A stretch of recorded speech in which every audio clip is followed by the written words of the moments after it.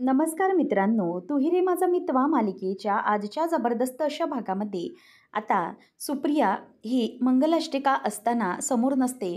म्हणूनच वल्लरीच्या मनामध्ये विचार येतो की चला आता इकडे सुप्रिया मंगलाष्टिका म्हणत असताना नसणार आहे, ती आई आहे ना हिची. मग याचाच संधी साधूया, याचाच फायदा घेऊया आणि मग समोर जाऊया, जेणेकरून थोडा वेळ तरी कोणाला तरी तोंड दाखवता येईल, मग बाजूला व्हायला लागेल. असं म्हणून आता सुप्रिया तिथून नसताना वल्लरी समोर येऊ लागते. सुप्रियाचे डोळे मात्र रूममध्ये असताना पाणावलेले असतात आणि राकेश बाहेरून हे सगळं ऐकत असतो आणि त्यालाही खूप राग येत असतो आणि तोही चिडलेला असतो. नंतर आता ईश्वरी आणि अर्णव समोरासमोर उभे असतात. त्याच वेळेला अंजली हे सगळं बघून खूप खुश होत असते आणि ईश्वरी ही डोळे अगदी नम्रताकडे वळवते तेव्हा नमू तिला काही झालं नाही आहे, शांत राहा, सगळं ठीक आहे असं डोळ्याने खुणवत असते आणि ईश्वरी पण त्यामुळे शांत असते. नंतर मग आता आजी देखील तिकडे गुपचूप बसलेली असते. खरं तर आजीला हा निर्णय मान्य नसतो म्हणूनच ती गप्प असते. नंतर मग आता मंगलाष्टिका म्हणत असताना अंतरपाठमध्ये धरलेला असताना ती वल्लरी ही मामाच्या बाजूला येऊन उभी राहते. तेव्हा मामाचं लक्ष तिच्याकडे जातं आणि मामा तिला आता हसतच थँक्यू असं म्हणतो, कारण ती लग्नासाठी फायनली हजर राहिली, यामुळे मामाला खरंच खूप बरं वाटलेलं असतं. नंतर मग मामाला हळूच आता अर्णवला खुणावतो की मामी आली आहे मामी, आणि हळूच तो असं बोलल्यामुळे अर्णव गप्प उभा असतो. नंतर सगळं काही व्यवस्थित असतं. अंजली देखील मामी आली त्यामुळे तिचा हात धरते. अर्णव आणि ईश्वरी एकमेकांकडे बघतच असतात. त्यावेळेला आता गुरुजी म्हणतात की चला आता अंतरपाठ बाजूला केलेलं आहे. असं म्हणून आता दोघांचेही डोळे एकमेकांकडे बघतच नसतात. दोघेही एकमेकांकडे न बघता खाली बघत असतात. सगळेजण आनंदात असतात. त्यावेळेला ईश्वरी व अर्णव दोघांनाही एकमेकांचे जुने क्षण सगळे आठवायला लागतात. कशाप्रकारे ईश्वरी अर्णव एकमेकांना पहिल्यांदा भेटले होते आणि जेव्हा इंदोरच्याच तिथे ऑफिसमध्ये त्याचं कलेक्शन होतं त्यावेळेला ईश्वरीने अगदी नऊवारी साज केलेला होता आणि ईश्वरी अर्णवच्या खांद्यात जाऊन पडली होती. ते सगळे फोटो व्हायरल झाले होते, तुफान. हे सगळं त्यांना आठवतं. नंतर मग दुसऱ्या वेळेला ईश्वरी ही अर्णवच्या गाडीसमोरच येऊन त्याच्या गाडीवर आदळलेली होती आणि तिचा जो हेल्मेट होता तो हेल्मेट आता अर्णवच्या गाडीच्या काचेवर जोरात आपटलेला होता आणि त्यामुळे त्याच्या गाडीची काच, फ्रंट काच जी असते ती फुटलेली होती. हे सगळं त्याला आठवत असतं आणि यामुळे तो आता सगळ्या गोष्टी एकूण एक कसे एकमेकांना भेटले ते सगळं त्यांच्या लक्षात येत असतं. नंतर कशाप्रकारे अर्णवने तिचा जीव वाचवलेला होता आणि जेव्हा ईश्वरी पडणार होती तेव्हा कशाप्रकारे त्याने तिला पकडलेलं होतं आणि ती खुर्चीवर पडता पडता वाचलेली होती डोक्यावर, हे सगळं सगळं आठवत असतं. तर तिथून राकेश मात्र हे सगळं बघून खूपच नाराज होत असतो, कारण त्याने ईश्वरीसोबत जी लग्नाची स्वप्न पाहिली ती त्याची पूर्ण कधीच झालेली नसतात. नंतर ईश्वरी अर्णव एकमेकांसोबत कसे होते आणि हे सगळं कसं झालं हे सगळं त्यांना आठवतं. तर आजी हे सगळं गपचूप बघत असते, ती पुढे काहीच बोलत नाही. गुरुजी आता पुढे जे मंत्र म्हणत असतात त्यामुळे आजीला खरं तर खूप राग येत असतो, कारण ईश्वरीला कधीही तिने सून म्हणून स्वीकार करण्याचं नाही असं ठरवलेलं होतं. नंतर मग आता तेवढ्यातच मंगलाष्टिका होतात तेव्हा सुप्रिया खाली उतरते आणि मंगलाष्टिका शांत झाल्यावर, अंतरपाठ बाजूला झाल्यावर तिथून सुप्रिया येताना दिसताच आता वल्लरी विचार करते की चला आता आपली इथून सटकण्याची वेळ झाली आहे, कारण जर मला सुप्रियाने पाहिलं तर मात्र माझी वाट लागेल असं आता तिच्या लक्षात येतं आणि म्हणूनच ती हळूच कोणाचंही कोणाकडे लक्ष न देता पटकन जराशी बाजूला होऊन जाते. खरं तर ती कोणीही तिच्याकडे बघत नाही, ती गपचूप बाजूला होते आणि त्यावेळेला आता अर्णव आणि ईश्वरी एकमेकांकडे बघत असतात आणि त्यावेळेला मामा म्हणतो की अरे अर्णव, ईश्वरी, तुम्ही दोघं एकमेकांकडे असे का बघताय, चला आता दोघांनी एकमेकांच्या गळ्यात हार घालून घ्या. असं म्हटल्यावर आता तिथे तेवढ्यातच सुप्रिया पोहोचलेली असते आणि तिला दोघंही असे लग्नासाठी उभे आहेत हे पाहून अगदी खूप आनंद झालेला असतो. ईश्वरी अर्णव एकमेकांकडे बघतच असतात. त्यावेळेला मग आता गुरुजी म्हणतात की चला दोघांनीही वर व वधू एकमेकांच्या गळ्यामध्ये हार घालायचे आहेत आणि जयूचा मात्र थोबडा पडलेलाच असतो. तिला अर्णवसोबतचं हे लग्न मान्य नसतं, परंतु सुप्रियाने वेळेवर स्टँड घेतल्यामुळे आता तिला काहीही करता येत नसतं. तेवढ्यातच आता ईश्वरीला अर्णव हार घालायला चाललेलाच असतो. तेवढ्यात आता वधू ही त्याला हार घालणार, त्यामुळे ईश्वरी अर्णवला हार घालायला जाते. तेव्हा आता अर्णवला प्रत्येक गोष्टी आठवतात, कशाप्रकारे तो ईश्वरीबरोबर वागायचा. ईश्वरीलाही आठवतं की अर्णव कशाप्रकारे अगदी तुसडेपणाने ईश्वरीसोबत वागायचा, तिच्याशी खूप तो रागराग करायचा. हे सगळं आता त्याला आठवत असतं. ईश्वरी त्याच्यासमोर आता हार धरून उभी असते आणि हार धरून उभी असताना तिला आठवतं कशाप्रकारे अर्णव व ईश्वरी उरणच्या जंगलात सापडले होते. अर्णवने ईश्वरीला आणि ईश्वरीने अर्णवला एकमेकांना भरवलं होतं. हे सगळं आता त्यांना आठवायला लागतं. आणि नंतर जेव्हा ते जंगलातून एक ट्रकमधून निघतात तेव्हा अर्णव ईश्वरीच्या खांद्यावर जवळजवळ 3 तास झोपून आलेला असतो. हे देखील तर सगळं लक्षात येतं. त्याचबरोबर ईश्वरीला अर्णव जेव्हा गुंडांच्या तावडीतून गोडाऊनमधून सोडवतो तेव्हा ईश्वरी कशाप्रकारे त्याच्या अंगावर ब्लेझर घालते आणि चला अर्णव सर, आपण आता इथून निघूया आणि तुम्ही इथे कशाला आलात हिरोगिरी करायला, हे सगळं आता आठवत असतं. राकेश म्हणतो की नाही ईश्वरी, नाही, हे असं तू माझ्यासोबत करू शकत नाही. परंतु राकेशच्या म्हणण्याचा इथे काहीच उपयोग होणार नसतो, कारण ईश्वरीने फायनली अर्णवच्या गळ्यात हार घातलेला असतो आणि आता सगळेजण जोरजोरात घरात टाळ्या वाजवायला लागतात. फायनली ईश्वरीने अर्णवचा पती म्हणून स्वीकार केलेला असतो. राकेशला परत आठवतं अर्णव त्याला म्हणालेलाच होतो, चॅलेंज दिलेला होता की ईश्वरी कधीही माझ्यावरच विश्वास ठेवेल, ती माझ्याकडे सेफ आहे, हे सगळं त्याला आठवतं. आता ईश्वरी अर्णवच्या गळ्यात हार घातल्यानंतर अर्णव देखील ईश्वरीकडे बघत राहतो आणि तिच्या गळ्यामध्ये हार घालत असतो. तेव्हा आता त्यांच्यावर अक्षता टाकत असताना आकाशला मध्येच मस्ती सुचत असते. आकाश आता त्यांच्यावर अक्षता टाकत असताना तो हळूच नम्रताच्या डोक्यावर टाकतो आणि नम्रता पटकन बाजूला बघते आणि हे सगळं करत असताना आता नम्रता त्याच्याकडे बघते आणि तोही तिच्याकडे अगदी हसतच बघत असतो. दोघांचीही आता हे सगळं घडल्यामुळे अगदी मजामस्ती सुरू असते. दोघांनाही तेच हवं असतं, ईश्वरी आणि अर्णवचं लग्न, जे की आता होत असतं. त्यामुळे आता बाबाही खरंच ह्या सगळ्या गोष्टी आनंदाने बघत असतात आणि अर्णव आता फायनली वरमाला घालतो. मामा म्हणतो की अर्णव, अरे चल, तू का थांबलायस, चल तू ईश्वरीच्या डोक्यात हार घालून घे. आता अर्णवने पण ईश्वरीच्या डोक्यात हार घालून घेतलेला असतो. राकेशच्या सगळ्या स्वप्नांचा अगदीच चुराडाच झालेला असतो आणि तो रागानेच त्यांच्याकडे बघत असतो. आता फायनली ईश्वरी आणि अर्णव यांनी एकमेकांच्या गळ्यात हार घातल्यामुळे दोघं एकमेकांकडे बघत असतात. जणू लक्ष्मीनारायणाचा जोडा ईश्वरी आणि अर्णव यांचा शोभून दिसत असतो.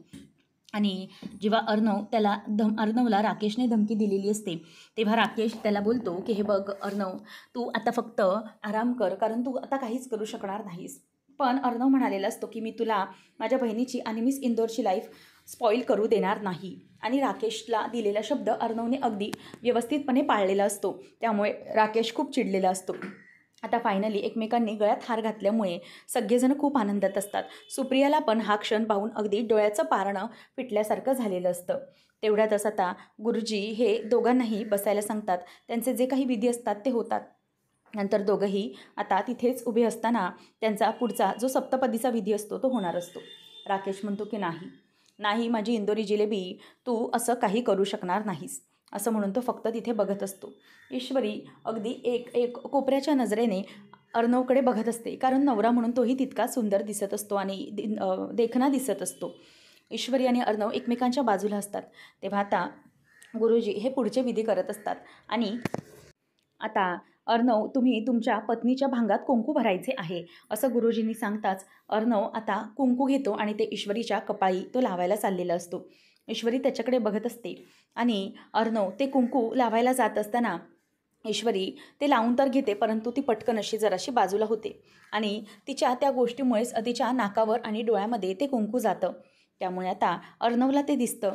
ईश्वरी थोडी अशी डोळे बंद चालू करत असते, कारण तिला ती थोडीशी जळजळ होत असते आणि अर्णव आता ते कुंकू आता बघतो. तेवढ्यातच आता आकाशला मामा म्हणतो की जरा रुमाल असेल तर दे, परंतु अर्णव हा त्याच्या खिशातला रुमाल काढतो आणि त्याच रुमालेने ईश्वरीचं नाकावरचं ते कुंकू पुसत असतो. आणि अर्णव इतक्या छोट्या छोट्या गोष्टींमध्ये ईश्वरीची काळजी घेत आहे ते पाहून सगळ्यांना खूप छान वाटत असतं. आणि आजीचा आणि जयू आत्याचा खरं तर जळफळाट होत असतो, कारण दोघींनाही ते लग्न मान्य नसतं. आता नमू, अंजलीताई आणि बाकीचे सगळे त्यांच्याकडे अगदी हसत बघत असतात. सुप्रिया आणि संजय दोघंजणही खूप खुश असतात, कारण ईश्वरीची काळजी अर्णव अगदी मनापासून घेईल त्यांना खूपच खात्रीच असते आणि म्हणून ते दोघंही गालातल्या गालात हसत असतात. आता या सगळ्या विधी होत असताना संजय त्यांच्याकडे हसत बघत असतो. फायनली आता अर्णवने ईश्वरीच्या बाळी स्वतःच्या नावाचं कुंकू लावलेलं असतं आणि ते दोघंही खूप छान दिसत असतात. अर्णव हा ते कुंकू पुसतच राहतो आणि तिच्याकडे बघतच राहतो. तेव्हा अंजली म्हणते की अरे चिंटू, झालंय कुंकू पुसून. असं म्हणताच तो पटकन हात बाजूला घेतो, कारण ईश्वरीचं ते कुंकू पुसताना त्याचंच त्या गोष्टीकडे भान राहिलेलं नसतं. ईश्वरीची काळजी घेणं अगदी मनापासून हेच त्याला त्याचं फक्त कर्तव्य वाटत असतं आणि म्हणूनच तो छानपैकी हे सगळं करत असतो. आता ईश्वरी पटकन अर्णवकडे बघते आणि अर्णव म्हणतो की सगळं ठीक आहे आता, ऑल ओके. मग असं नजरेनं खुणावल्यावर संजय देखील त्याच्याकडे अगदी गालातल्या गालात हसतच बघत असतो. परंतु जे ईश्वरी आणि अर्णवचं असतं ते सगळं चाललेलं पाहून आजीला तर खूपच राग येत असतो. नंतर मग आता गुरुजी म्हणायला लागतात की चला आता यांच्या दोघांचे जे आहेत उपरणं आणि त्यांचा पदर शाल यांची गाठ बांधायची आहे. तेव्हा मग नवरा मुलाच्या बहिणीने यायचं आहे असं म्हटल्यावर आता ते दोघंजणही उठून उभे राहतात आणि अंजली येते. आणि अंजली आल्याबरोबर लगेचच ती गाठ मारायला येणार असते आणि ईश्वरीला थोडं उठायला जमत नसल्याने अर्णव हा तिला उठण्यासाठी हात देत असतो. तेव्हा आता ईश्वरी त्याच्या हातात हात देते, परंतु तो हात देत असताना ईश्वरीला जुन्या गोष्टी आठवायला लागतात. आता ईश्वरी अर्णवकडे बघतच राहते आणि तिला आठवू लागतं की कशाप्रकारे अर्णवला तिने याआधीही हातात हात दिला होता. जेव्हा ईश्वरी आणि अर्णव दोघंजणही बदलापूरला निघाले होते, त्यावेळेला बदलापूरला जात असताना दोघंही भर तुफान पावसात अडकलेले असताना दोघंही अगदी त्या तुफान पावसामध्ये डान्स करत होते. आणि त्यावेळेला ईश्वरी आणि अर्णव यांनी दोघांचेही एकमेकांचे हात एकमेकांच्या हातात देऊन ते दोघंही मनसोक्त अगदी लहान मुलासारखे नाचत होते, पावसात भिजत होते. हा सगळा क्षण आता ईश्वरीला आठवतो. तो क्षण आणि आजचा क्षण, हा कसला क्षण असं तिच्या मनाला वाटत असतं. कारण तेव्हा ईश्वरी आणि अर्णव यांची मैत्री ही खूप सुंदर होती, परंतु आता इतक्या या सगळ्या दिवसांनंतर, या घडलेल्या घटनांनंतर अर्णव आणि ईश्वरीच्या नात्याला एक वेगळंच नवीन वळण मिळालेलं असतं. आता हाच हात आयुष्यभर धरावा लागेल हे ईश्वरीच्या लक्षात आलेलं असतं. आणि ते पटकन अर्णवचा हात धरून उठते आणि तेव्हा अंजली येते आणि ती उपरण्याला गाठ मारायला जात असताना नमू म्हणते की चला आता तुम्ही नाव घ्यायचं आहे बरं का, नवऱ्या मुलाच्या बहिणीने. तेव्हा मग ती पटकन अंजली छानसं नाव घेते आणि जेव्हा ती राकेशचं नाव घेते तेव्हा खरं तर मामा आणि अर्णव यांना खूप राग आलेला असतो. कारण राकेशचा पर्दाफाश करायचा असतो, परंतु राकेशचा पर्दाफाश करू शकत नाही, कारण की जर ताईला समजलं तर खूप प्रॉब्लेम होऊ शकतो. ताई गरोदर आहे, त्यामुळे अंजलीला ते यामधलं काहीही सांगू शकत नसतात आणि ते दोघंजणही आता गप्प असतात. आणि जेव्हा ताई नाव घेते तेव्हा सगळेजण टाळ्या वाजवतात की वा रे वा, खूप छान खूप छान असं म्हणून टाळ्या वाजवतात. नंतर मग मामा म्हणतो की चला आता दोघंजणांनी उभं राहिलं आहे तर पुढच्या विधी तुमचं सप्तपदी पण आहेच की. तेव्हा मग आता त्या दोघांचा अग्नीचा तो विधी असतो. अग्निकुंडात अग्नी तयार करून गुरुजी म्हणतात की हो आता तुम्ही दोघंही सप्तपदी चालायचं आहे. आणि मामा म्हणतो की अरे अर्णव, तू पुढे जा ईश्वरीच्या. मग अर्णव हा ईश्वरीच्या पुढे जाऊन उभा राहतो. गुरुजी म्हणतात की दोघांनी एकमेकांचे हात एकमेकांच्या हातामध्ये द्यायचे आहेत. तेव्हा मग एकमेकांचे हात हे हातात दिल्यानंतर दोघंही एकमेकांकडे बघतच राहतात.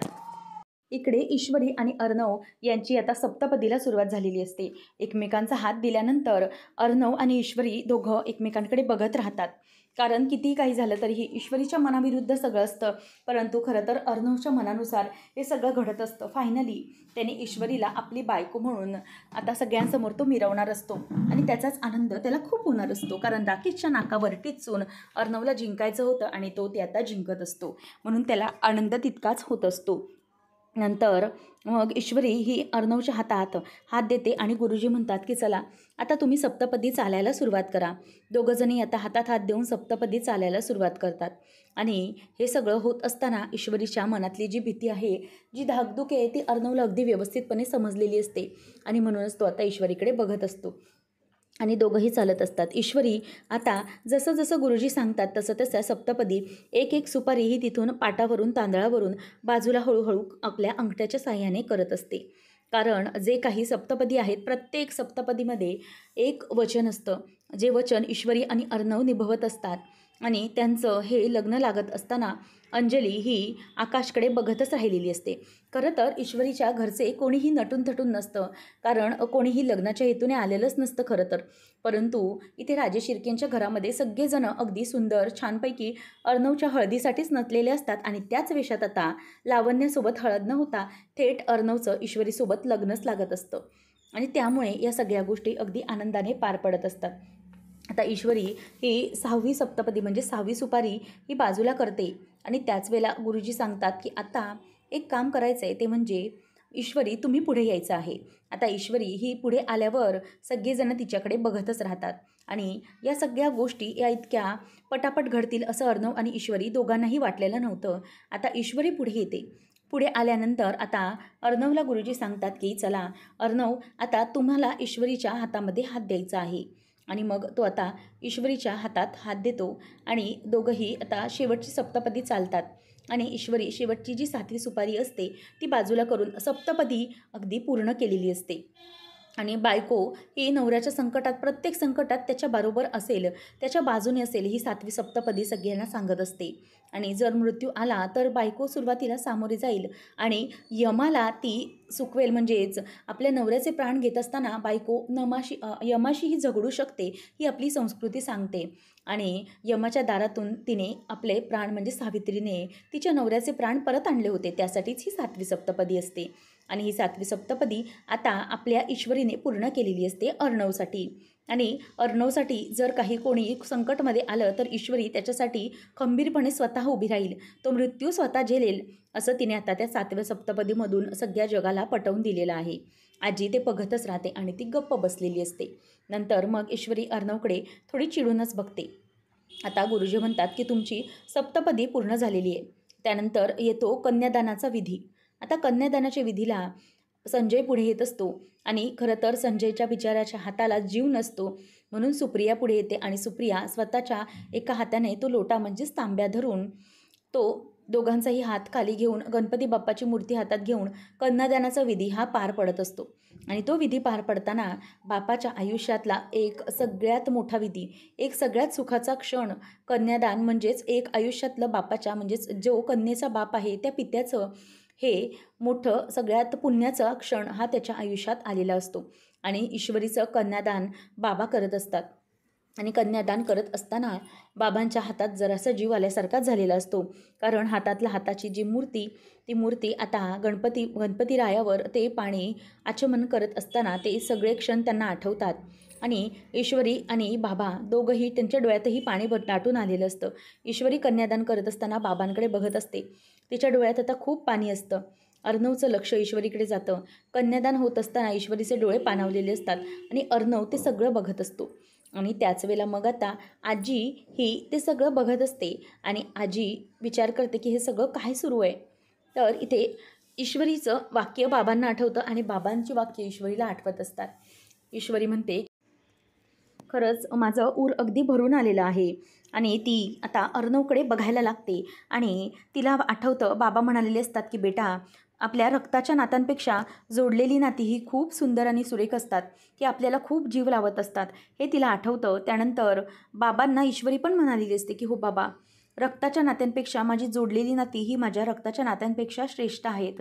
आणि हे सगळं त्यांना आठवतं, कारण ईश्वरी हे त्यांचं जोडलेलं नातं असतं. खरं तर ती त्यांची पोटची पोरगी नसते, परंतु ईश्वरीला त्यांनी दत्तक घेतलेलं असतं.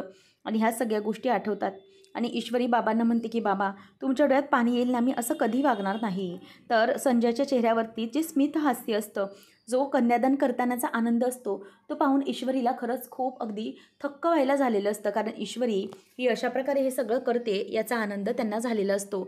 आणि ईश्वरीला खरं तर थक्क होत असतं, कारण बाबांना अर्णव आवडत नसतानाही तिने हे सगळं अर्णवच्या बरोबर लग्न करायला बाबांनी कशी काय परवानगी दिली याचा विचार आता तिच्या डोक्यामध्ये येतच असतो आणि ती तोच विचार करत असते. त्यानंतर बाबा आता दोघांकडेही बघत असतात. फायनली ईश्वरी आणि अर्णव या दोघांचं कन्यादान पार पडत असतं. बाबा अगदी आनंदाने त्यांचं लग्न लावून देत असतात. आणि या सगळ्या गोष्टी होत असताना ईश्वरी अर्णव हे एकमेकांकडे बघत असतात. आणि बाबांना अर्णव नजरेनेच खुणावतो की नका काळजी करू, मी आहे तुमच्या मुलीसोबत. हे सगळं होत असताना आता बाबांचे डोळे भरून पावलेले असतात. आकाश, त्याचप्रमाणे बाकीचे सगळेजण असतात. आता दोघांचंही कन्यादानाचे विधी पूर्ण विधिवत झालेला असतो, लग्न झालेलं असतं. आणि अर्णव आता ईश्वरीकडे बघत म्हणतो की आई बाबा, तुम्ही दोघंही अजिबात काळजी करू नका, मी ईश्वरीची व्यवस्थित काळजी घेईन, तिला कोणत्याही प्रकारचा त्रास मी होऊ देणार नाही. हे ऐकल्यावर सुप्रियाला आणि संजयला खरंच खूप बरं वाटतं. नंतर मग मामा म्हणतो की चल अर्णव, आईचा आशीर्वाद घे. तेव्हा मग आता अर्णव आणि ईश्वरी दोघंजणही फायनली लग्न लागल्यानंतर आपल्या वडीलधाऱ्यांचे आशीर्वाद घेत असतात. तेव्हा ईश्वरी अर्णव हे मामाकडे बघतच आजीच्या पाया पडतात. तेव्हा मग आजीच्या पाया पडल्यानंतर आजीला तो सांगतो की आजी, मला माहिती आहे तुला हा माझा निर्णय पटलेला नाही आहे, परंतु एक ना एक दिवस असं नक्की होईल की मी प्रूव्ह करून दाखवेन की मी हा जो काही निर्णय घेतला आहे तो अगदी योग्य घेतला आहे आणि तुला या माझ्या निर्णयाचं कौतुक वाटेल. आशीर्वाद द्या मला, सध्या राग धरू नकोस, असं तो म्हणून तिचे आशीर्वाद घेतो. ईश्वरी पण पाया पडते आणि मग अर्णवच्या डोक्यावरती हात ठेवत असते. ईश्वरीच्या लक्षात येतं की माझ्या नाही ठेवला आहे. मग ती ईश्वरीच्याही डोक्यावर हात ठेवते. नंतर मग आता मामा म्हणतो की अरे चला आता ईश्वरीचे आई बाबा त्यांच्या दोघांच्याही तुम्ही पाया पडून घ्या. तेव्हा मग आता आजीने आशीर्वाद दिला आहे म्हणून ईश्वरीला थोडंसं तर बरं वाटलेलंच असतं, कारण डोक्यावर आजीने हात तरी ठेवला आहे हे तिला आता बरं वाटतं. नंतर मग आता अंजलीलाही बरं वाटतं, कारण फायनली ईश्वरी आणि अर्णवचा स्वीकार आईने केला आहे का असं त्यांना वाटतं. नंतर आता बाबांकडे तो येतो आणि म्हणतो की हे बघा, तुम्ही अजिबात काळजी करू नका. ईश्वरीला मी कोणत्याही प्रकारचं दुःखद येऊ देणार नाही.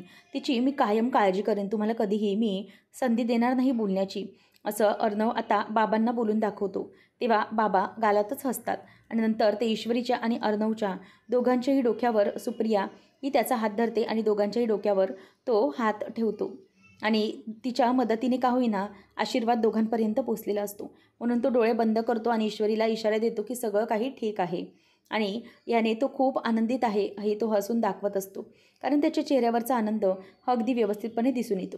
नंतर मग दोघंही आईच्या पाया पडायला येतात.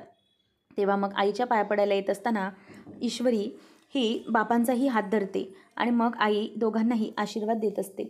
ईश्वरी बाबांचा हात धरल्याबरोबर अर्णव पटकन बघतो, कारण ईश्वरीला बाबा हे खरंच तिचे खूप प्रिय असतात आणि त्याच्यासाठी ती काही करू शकत असते हे अर्णवला माहीत असतं. आणि नंतर मग आता इथे आई म्हणायला लागते की अर्णव आणि ईश्वरी, मी बाकी तुम्हाला काही सांगणार नाही.